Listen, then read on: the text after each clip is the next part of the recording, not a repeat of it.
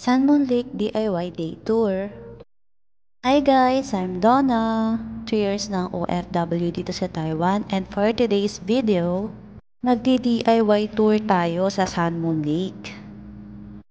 From Taichung Train Station, walking distance lang from Gancheng Train Station.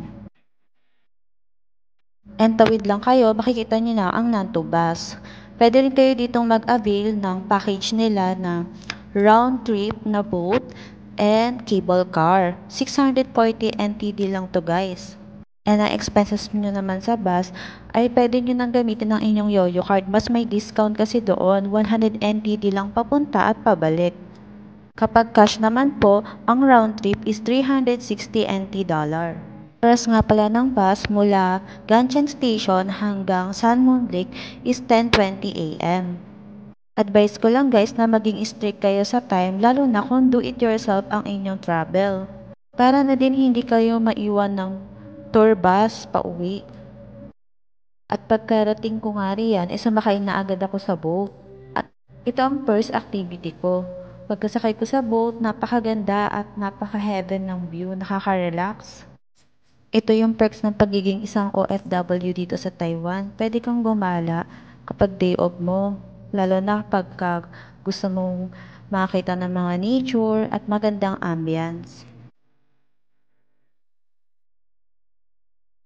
Napakaganda rin kasi ng system of transportation dito. Hindi ka talaga maliligaw at magbasa-basa ka din pag may time.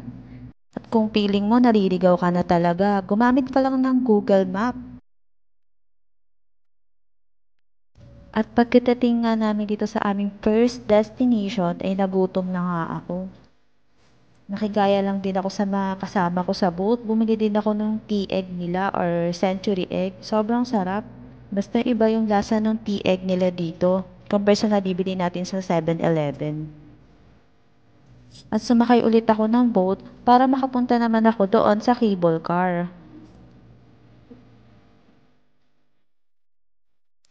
At in-enjoy ko din ang buong view sa biyahe. Sobrang refreshing kasi at nakaka-relax. Nasumahanga na tuloy ako sa sarili ko kasi kaya ko nang bumiyahe mag-isa.